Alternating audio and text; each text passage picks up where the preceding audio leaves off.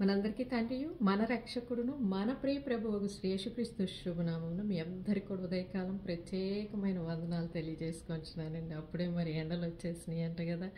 మరి ఏంటి మార్చిలోనే ఇంత ఎండలేంటి? మరి స్నేహితులు కానీ మరి అమ్మకు కానీ మరి అట్లాగే అక్కకి కానీ బంధువులకు ఎవరికైనా చేస్తే మరి మార్చి నెలలోనే ఇలాగా దహించుకుపోతున్నాం మీ తల్లి.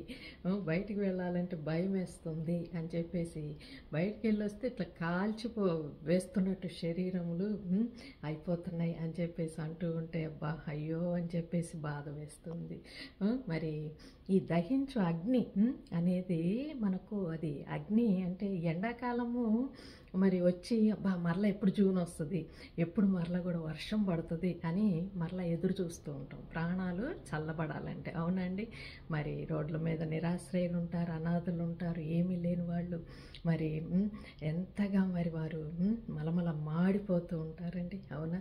కాబట్టి మరి ఈ జూన్ కోసం అందరం కూడా మళ్ళీ చల్లబడే ఋతువు కోసం ఎదురు చూస్తూ ప్రాణాలన్నీ కూడా ఆ సమయం ఎప్పుడు వస్తుందా అని కనిపెట్టుకుంటూ ఉంటాం. అవునండి. ఎందుకంటే ఆ అగ్ని అది ఆ వేడి అగ్నిలాగా ఉంటే ఎలాగ మరి కాల్చుతూ ఉంటే ఎట్లాగ బతుకుతాం చెప్పండి కదా. మరి అట్లాగనే మరి మన దేవుడు కూడా దహించు అగ్ని అయి ఉన్నారు. మనలోని ఆలోచనలు అనేవి అవి కాల్చబడుతూ ఉంటాయి. ఆయనకి నచ్చనివన్నీ కూడా కాల్చివేస్తూ ఉంటారు. మరి మేము ఎప్పుడు మరి ఆ ఉన్నత స్థలము అంటే ఆ చల్లబడిన ఆహ్లాదకరమైన ఆనందకరమైన ప్రాణానికి ప్రశాంతమైన శాంతి కలిగిన ఆ ప్రదేశము అనే ఉన్నత స్థలమైన నీ యొక్క సన్నిధికి ఎప్పుడు చేరతాం తండ్రి అనే మనము ప్రభువుని తెలిసిన వారము మరి ఎదురు చూస్తూ ఉంటాం. అవునా అండి. మరి అట్లాగనే మరి యెషయా గ్రంథం 33లో చూడండి, మరి ఎవరు ఆ ఉన్నత స్థలం మీదకి ఎక్కదగిన వాడు అనని మరి మనం ఒక్కసారి వాక్యం చూసినప్పుడు మరి చూడండి, మీరు పొట్టును గర్భం ధరించి కొయ్య కాలును కందురు, మీ ఊపిరి అగ్ని అయినట్టు మిమ్మల్ని దహించి వేయుచున్నది. అంటే ఈ పొట్టు అనేది చూడండి గాలికి ఎగిరిపోతూ ఉంటుంది. అవునా. ఆ పొట్టు అనేది అంటే మనం ఎలాగ ఉంటామంట, ఆ పొట్టు అంటే ఎట్లంటే ఇప్పుడు ఏదైనా గాలికి వచ్చే వార్తలు ఉంటూ ఉంటాయి, వాటిని తీసుకొని దానిని మరలా కూడా మరి మనము మననం చేసుకుంటూ వాటిని మరలా మనము వాటిలో ఆలోచనలు కలుపుకుంటూ వాటిని గంటూ ఉంటాం అనమాట. అట్లాగనే కొయ్య కాలును గంటామంట చూడండి. మరి కొయ్య కాలు అంటే చూడండి, మనము కాలు కానీ అంటే కాళ్ళు విరిగిపోయిన వాళ్ళు కానీ ఎవరన్నా మరి కొయ్య కాలు అనేది మరి అది ఊతకాలు అని మరి ధరించుకుంటూ ఉంటారు. ఎందుకంటే ఆసరాకు అట్లాగుంటామంట మనము.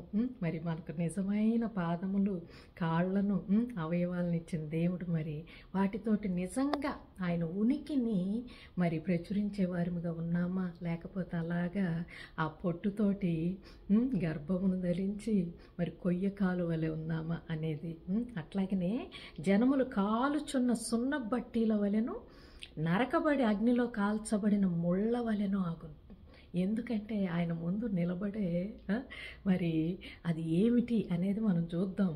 ఎందుకంటే ఆయన యొక్క పరిశుద్ధత ముందు నిలబడలేని ప్రతిదీ కాల్చబడుతూ ఉంటుంది. సున్నపు బట్టి అంటే సున్నపు బట్టీల దగ్గర పనిచేసే వాళ్ళు చూడండి ఎట్లా ఆ వేడిలో అవి ఎంత వేడండి. ఆ బట్టీల దగ్గర నిలబడి ఉన్న వాళ్ళని చూస్తుంటే ఎట్లా పనిచేస్తారు అక్కడ అన్నట్టు అనిపిస్తూ ఉంటుంది. అవునా. నరకబడి అగ్నిలో కాల్చబడిన ముళ్ళ వలె అవుతాయంట.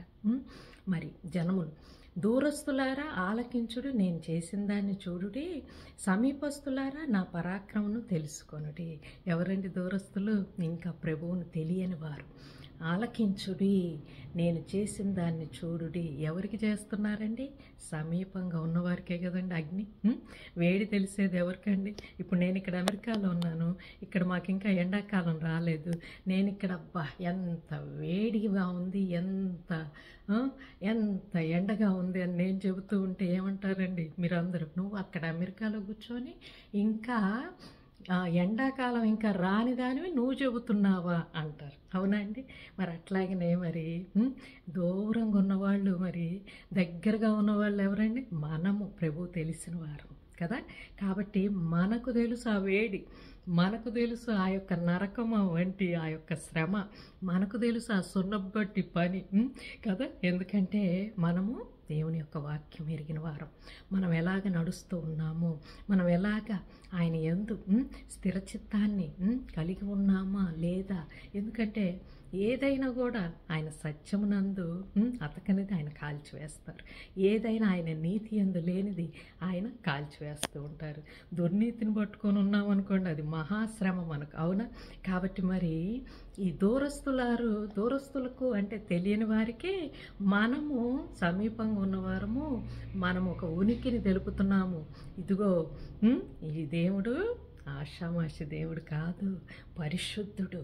ఆయన విశ్వాసములో మరి కృపలో తన ఉనికిని తెలియపరుచుకొని మరి మనల్ని ఊరికనే వదిలివేసి ఆయన కాదు, కానీ మన చిత్తాన్ని ఆయనకు సమర్పించుకొని ఆయన యందు మనము పరిశుద్ధపడటానికి మనలో ఉన్న ప్రతి ఒక్క క్రియలు ఆయనకు నచ్చనివి, సత్యానికి వ్యతిరేకంగా, నీతికి వ్యతిరేకంగా ఉన్న ప్రతివి కూడా కాల్చివేస్తూ మనల్ని ఆదరించే తండ్రి. మరి చూడండి, మనలో ఎవడు నిత్యము దహించు అగ్నితో నివసింపగలడు? ఎవరైనా ఇప్పుడు 2 నెలలు 3 నెలలు ఈ ఎండాకాలం ఉందంటే అయిపోద్ది కదా అన్న ఆశ విశ్వాసంతో మనము ఆ కాలాన్ని గడుపుతాం, అవునా. కానీ నిత్యము ఇది ఇట్లానే ఉంటుంది అని అనుకున్నాం అనుకోండి, ఎట్లా ఉంటుంది అది చెప్పండి. కాబట్టి ఎవరు నివసిస్తారు ఇటువంటి దహించు అగ్నితో? ఎవరు అంటే మరి ఆయన యొక్క సన్నిధిలో నిలబడి, దేవా మమ్మల్ని కడుగు, మమ్మల్ని కాల్చు అని చెప్పేసి పరిశుద్ధ పడే వరకు కూడా అనే పట్టుదల, ఓర్పు ఉన్నవారిని అనమాట.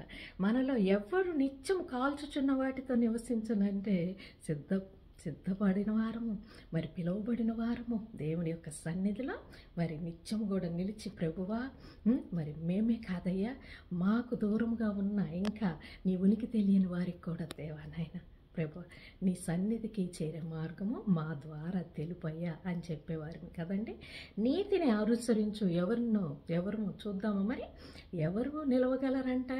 నీతిని అనుసరించి నడుచుచు, యథార్థముగా మాటలాడుచు, నిర్బంధన వలన వచ్చు లాభమును ఉపేక్షించుచు, లంచము పుచ్చుకొనకుండా తమ చేతులను మలుపుకొని, హత్య అను మాట వినపడకుండా చెవులు మూసుకొని, చెడుతనము చూడకుండా కన్నులు మూసుకొని వాడు ఉన్నత స్థలమున నివసించును.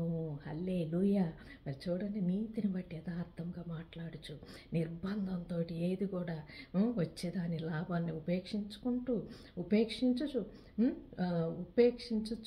లంచము పుచ్చుకొనకుండా మరి చేతులను మలుపుకొని, అంటే అసలు లంచం వైపుకు పోకుండా, హత్య అనే మాటలు మనం అసలు వినకుండా, చెవులు మూసివేసుకొని, చెడుతనం అంట కనీసం కన్నులు చూడకుండా మూసివేసుకొనుచు మరి ఆయన ఉన్నత స్థలము అని ఆ పరిశుద్ధ స్థలము యందు నివసించటానికి భాగ్యం అన్నమాట.